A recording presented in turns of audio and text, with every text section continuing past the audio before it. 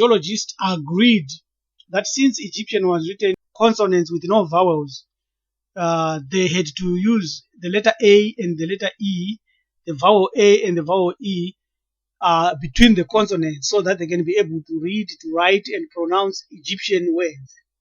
And in so doing, they used the two vowels that were popular and massive in English language, in European languages, perhaps English included. Therefore, almost all their names and all their terms are wrong unless they coincide accidentally with the correct meaning and correct etymology of the proper word in ancient Egypt. The only way you can understand this and the only way we can accept it is to accept that ancient Egyptian was an African language, not Semitic, not European, not Asian, not Middle Eastern or any other language. It has to fall under the category of African languages, Bantu languages. And in saying this, I also want to highlight a fact that should be standing. It does not mean that all the words in ancient Egypt must find their meaning in a specific Bantu language. There are many dialects of Bantu. Therefore, there were many dialects of Egyptian. I think that's quite clear. It's just like taking a cosmopolitan population and say, okay, they agreed that in America they speak English, but you find others who speak Spanish and write Spanish, others who speak German, others who speak Dutch, and many other languages like French and so forth. So that is the same setup in ancient Egypt, and today it is reflected with the languages that are found in ancient Africa and in African languages. However, we want to look at a number of ways that have been defined and given to us by Fergus in his book, Linguistic Ties Between Ancient Egyptian and Bantu. This is a very vital book which anyone who is waking up from the slumber that has been induced on him or on her by modern education must grab and buy. We look at the word Bantu itself, and in ancient Egyptian it is written by consonants only. So when you look at the consonants, it's BTU, and when we look at it, you could actually see that it's a very simple word to understand. It's a very simple word to put in perspective. So BTU will give us Bantu, and the word Ba is also the word Egyptian word for soul. It has been accepted and agreed that it means soul, it means life, and in two means body, means the physical body. So when we say Bantu, we are saying it is the physical body which houses the soul of life. So that's why when you find the word Bantu, it has a lot of other cognates around it, like Unu, Buntu. Ubuntu means the philosophy of being human. That's a very rich way. We look at the gender term for females. In ancient Egyptian is spelled as K-A and T. We can look at it and say, okay, cat. That's the name, cat. So there are other consonants in ancient Egypt, and as well as today, which can substitute each other. The T can substitute D, R can substitute L, M can substitute N. There are so many. V can also substitute B, and so many. There was a scholar who actually proved that you can actually come up with 10 skeletal consonants. 10 skeletal, which makes sense. And so the word K-A-T, cat, for female, when you look at it in a modern language today, it could actually be Mukadzi or Mukati. Mukadzi. Then when you say for a brother, a male brother, the Egyptian give us the consonants SN. When you want to know it using Bantu, it is a Shana, which means a small child, Shana. And the sister is SNT. When you look at it, it could actually be simplified as Usenat, meaning a woman. Then KHT for a stick. Simple, straightforward, is Katanda. And then the ancient Egyptians, for a lot of things, the plural, the term for plurality was wow, W-A-O. And we know that in a Shona it's wow, meaning a lot of them. Then the Egyptians had any eye for an eye, which gives us the word oni or ona or mboni for seeing, which also gives us the eyeball.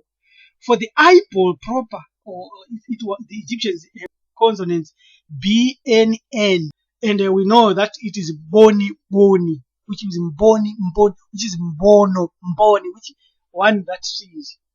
When you look at a dog, the Egyptians had the consonants IW, and in the Kivale Bantu it is Kawa, and in super tribe language Shangani it's Shiduha or Wa, which is the sound given by a dog, and then eventually it gives us the dog the name for a dog, which is Imbra or Inja. And you look for Python, which is Shato, and it's exactly the same with ancient hieroglyphics. In ancient hieroglyphics, Shato is THTT, which gives us Shato. Then you look for mouse or mice.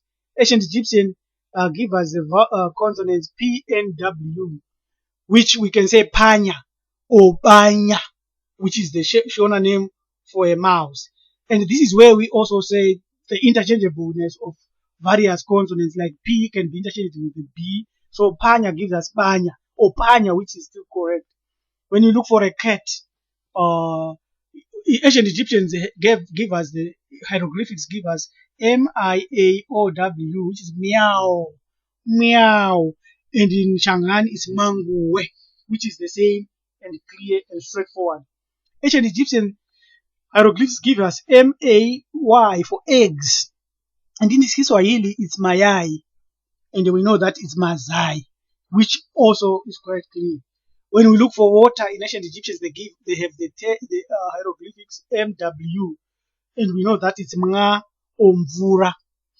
When we want to say this one is an old person or old thing, in ancient Egyptians they have consonants NK, HKH, which gives us the Bantu term kulu or unkulu, meaning one who is old. For a friend, the hieroglyphics give us SMR, and we know that it's Shamngari or Sahwira.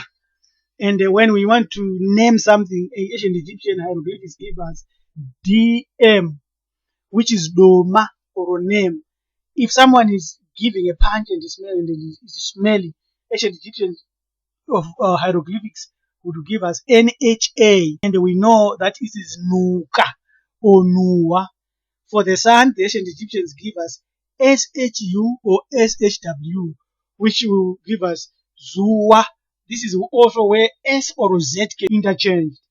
When we speak of meat, the ancient Egyptians give us in hieroglyphics INM, which also give us Inyama or Onyama, meat. Then to cut, ancient Egyptians give us TMTM. And then we know that is tema tema, which means cut in pieces. When you want to say this person is a thief, he steals, he is evil, ancient Egyptians hieroglyphics gives us KHBI, which is Ubi or Kuba. And the other term, the other also is BN for evil. The hieroglyphics gives us BN, which is Bona, which means Uabona, Uyabona. When you want to speak of the daughter-in-law in ancient Egyptian, they give us MR, which is Murora. Speak of knowledge, ancient Egyptians for knowledge give us the hieroglyphics SBA. When we know that it's Siziva, Suziva, Ziva, Zivo, which is in our own Bantu language. When we speak of the ancient Egyptians, when they speak of, they had a term for books of the south, which is given hieroglyphics as SHMAYT. And within that, we have a word which we call Shumo, Sumo, Sumo. So when we say Shmaiti Shumo Yote, we mean read or study all of this. For a branch or a department or a section or a division, the ancient Egyptians hieroglyphics is TAWY, which is Dawi or Bazi. And for also knowledge is also to combine the two, it's Shma Tawi, which is SMATAW, which means Sima Davi, which means put it together. The two should be put together. For a pocket, hieroglyphics give us HM, which we know that in Shona it's home.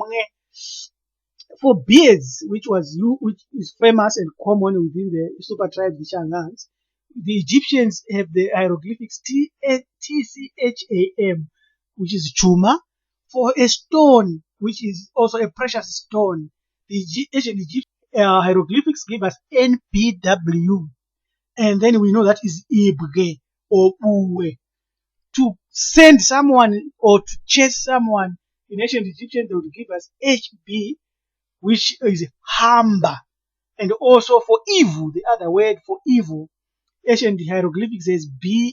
And we know that it's Binya. That's for evil. Then for a bird, ancient hieroglyphics says SR, which is also Shiri or Chili.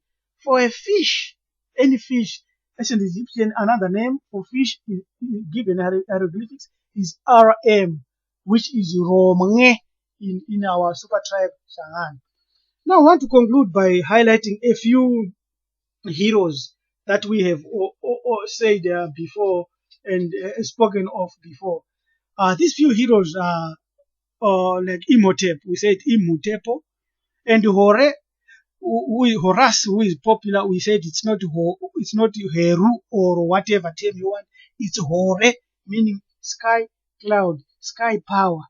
And this is just a tip of the iceberg. It's just a little indication of the uncovering of the symbiotic affinities and relationships in the vocabulary between the ancient hieroglyphics and Bantu. And as I have indicated before, we should not be able to find every word, but the root terms and the root words, they are substantial resemblances and similarities in the fundamental vocabulary of the two languages. The organizations and the parts of speech and the sentence are almost similar. And also the morphological analysis, which brings in the etymological analysis together. When it comes to rendering of the gender, the augmentative gender in nouns and collective gender and convergence of language, it gives us the surety that ancient hieroglyphics and Bantu languages are the same. Therefore, we have been challenged to go and study this thing into a deeper level, not just to scratch as I have done. This is just to our scholars, African scholars, and those sympathetic to African scholars, to look at this and say, as they now go on to change and to repaint and also to carve new items they are planting all over in ancient Egypt and Sudan, we know that this is our heritage, this is our culture. There is no other way they are going to steal it. Thank you very much. Keep on studying. We'll come to the truth. Bye.